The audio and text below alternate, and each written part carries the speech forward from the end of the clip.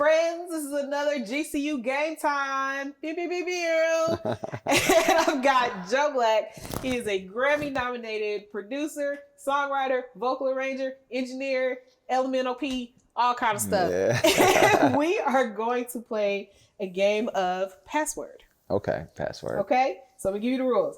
I'll give you a clue. Okay. And you'll have to give me the answer, which will be a song title. Okay. But then it will relate to an artist. Okay. And you have to also then tell me who the artist is. All right. All right. Let's start with the first clue. You ready? Ready. All right. Minors would be disappointed if they found this. Minors would be disappointed if they found this. Think about what minors mine for. California. Gold. Okay. Okay, fool's gold. Okay. Fool's gold. Okay, all right. okay. Artist. Jill Scott. Nice. Yeah. Who you worked with her, and yes. specifically on this song. Yes, I did. Yes. As well. Yes. Which I love, because when this song came out, I ain't gonna lie, transparency, I was going through some stuff. I was like, are they watching me? Who are you watching? That's crazy how that song came about too. Really? Yeah. Mm-hmm. Tell me about it. His name, he's a writer, Sir. We all were in the team. It was Sir and DK. Well, I had walked in our back studio and they were like, man, we cannot figure out this word. Joe, can you help us? What? And I don't know where it came from, but it was like, they played me the record and I said, Fool's Gold. I sang Fool's Gold. Shut up. And then we started writing around that. And then the rest is history. I love that song. Yeah. I mean, I'm over the things that, you know what I'm saying, was holding me down at that time. Yeah. But I still relate very much to that song. And then to have your roommate, the person you working with, tell you, hey, by the way, just got about to pop up at the crib. Crazy. Like that would have messed me up. Did you make Kool-Aid? I would have made Kool-Aid. I feel like, I don't know if she drink Kool-Aid, but I feel like it's appropriate. I don't know. It's crazy. I wouldn't know what to do. We had so many moments in that house up Highland. We had, it was like, Dre hit, it was like, hey, yo, Jill coming by, we're gonna work on. I said, Jill who? You know, like, Jill who? It's crazy, like, but he had already worked on a lot of her big records, everything, all of her big hits. So it wasn't like a surprise that, you know, but it was crazy. Layla Hathaway would pop up at the house. Yes. You know, the biggest one was Stevie Wonder, though. When Stevie Wonder popped up. Yeah. But Stevie Wonder, he's different. Because people talk about his perception of time. Oh. He'll call you like at 3 o'clock in the morning, 5 o'clock in the morning. Facts. He'll pop up Facts. at even worse times. Exactly what happened. Like literally, we have been waiting on Stevie all day to come to the house because he's supposed to be doing a record with Melanie Fiona. We were waiting we waited a whole day, and I was like, man, nah, he probably not gonna come. Like, I got a call from Ari and them. They were like, hey, can you come work on another session? And it was like late, and so I'm like, it was like 11, almost going on midnight, and the doorbell rang. He rang the doorbell. Yeah, he got the guy who is with him all the time. I was like, man, they ran, Stevie's here. I was like, man, Stevie Wonder ain't in our house, bro. Wild. And Stevie was in our front studio jamming. We jammed out that night. It was crazy. That's crazy. I would have let him in a fly on that wall. Yeah. All right, next clue. If a baby could text, this would be the message they might send at 3 a.m. If a baby could text. Yeah. Think about what a baby might need at 3 o'clock in the morning.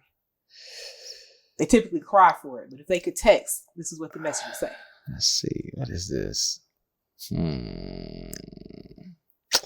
Hold on. Let me think about this. Is your dad, you know, you probably had one of these nights too. Oh, they probably need change me. You got it. Yeah, they be like, yeah, baby diaper. My son he didn't like that. Change me, yeah. It was the artist. Justin Bieber. And you worked on that song as well. Yeah, that was crazy. Now, that song, okay. I don't know. I don't know enough of Justin Bieber's catalog to say whether or not that is like a departure song for him. Mm-hmm. But it felt like it when I heard it the first time. Because by departure song, I mean, not typical. This was like very quiet storm. Yeah. For the Biebs. Yeah. It was crazy. So that was the funny thing about that. They came to us and said Justin wanted to do his Confessions album. And so, you know, All That Matters was one of the first records that was written, and then some other ones came up. But you know, Dre produced music, Soul Child Love, right? My production partner, Dre, at the time. And they were like, yo, he called me and was like, yo, I'm out of town, I can't do it. But they want us kind of flip Love, Music Soul Child. And I was like, how we gonna clear it? He's like, well, I produced it. I was like, oh, cool, we cool. You know. Change Me's a flip of love? Yeah, if you listen to it. I'll have to go back and listen to it. Okay. Yeah. And so I, you know, reformatted the chords and everything to fit. And then we sent it to Pooh Bear. We put some drums. We didn't put no drums, it was just piano. Yeah, it's just piano. Went out, played some parts and sent it to Pooh Bear. Pooh Bear sent it back and crazy. I mean, there's something else there towards the pop scene later. But yeah, it's mostly piano. It's a beautiful song. Yeah, piano. It was piano. I played the bass on there. There's something. Yeah, it was a vibe, and I think it's a whole vibe. And people love that record too. It's deep for him. Like at that time, I'm like, what is this baby going through? Yeah. And then we found out. Yeah. But moving on. Yeah. Next clue. It's not over here. It's not over here. Over there? No, hold on. It's not over here. Close. I'm gonna give you half on that one. Okay. You got half on that one. Okay. You said over there, right? Yeah. I'm gonna give you half on that one. Okay.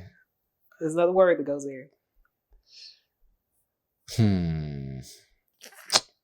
What is that? I see you scrolling through. I know. I'm rolling through the Rolodex. It is on the tip of your nose. What do they say when they say that? It's all right, I'm gonna have to take that one. You're gonna take that one? Yeah. You're close because you had there. Okay. It's right there. It's right there. It was right there. Right pun there. Intended. I'm gonna take that pun. Pun intended. Right there. Okay, yeah. And the artist on that one. Ariana. Yes. Ariana, Big Sean. Yeah. Then were they dating at that time? Of course they were. Probably in and out. Who knows? She was figuring it out around that time. She love her though. Like actually, they weren't dating around that time. They weren't dating around that time. Yeah. Because when you started working with her, you didn't even for real know who she was. Like not for real. No, I didn't know who she was. I had called. I talked to my sister. That's the funny thing. I talked to my sister. I told her I was working with a girl named Ariana, and my niece at the time, Kaya, was like, "Oh yeah, I know. She's on the Nickelodeon show," because she was over listening into the conversation, and that's all I knew was. And she would sing on there, but she was like mostly comedic relief and everything. Yeah, and Kaya was like, "Yeah, she's on the Nickelodeon show. Sammy Cattle." I was like, "Oh, so okay." Yeah, like as a whole adult person, that doesn't mean anything to you. Yeah. But that song though, like first of all, we are the same generation. Mm-hmm. When Crush on You, Lil' Kim came out, that song had me in a chokehold. Yeah. And so when I heard, I was like, who's this little girl using this? And that was you. Yeah, going crazy. It went crazy. Iconic. I mean, Lil' Kim's video was iconic. Ariana turned out a good video as well. Yeah, she did. Very high concept. I loved it. She has that first album, she has some hits. She really, really did. Yeah. Thank you for that, for sure. I was blessed to be a part. I was like, you go back in the history of time, like, man, they can't take that from me. Nope. They cannot take it. And people could keep listening to it. Oh yeah. Because then I was like, oh man, yes, I did love that song. And then I was playing it all over again. It's so crazy how it's songs I may have produced or whatever, and people are like, yo, that's my song. And they're covering them. Like Sasha, she was covering a song that I did for Jill, and they were playing it, and I'm like, hey, that's my song. I produced, And then you find out you getting sampled by some big names. I know. That's crazy. That's crazy, right? That's crazy. Now that's it. That's crazy. When you look, you like, this person, another huge producer, is sampling me? Me. That was wild. I'm like, damn, all right. We doing the thing. We doing something. That's crazy. Yeah. So no, I mean, I love talking to you, and y'all get to hear more from him. This is just the tip of the iceberg. This man is deep. He's deeply entrenched in his community, and I told him in the interview, I'm starstruck by his passion for planting seeds back in his community as a mentor.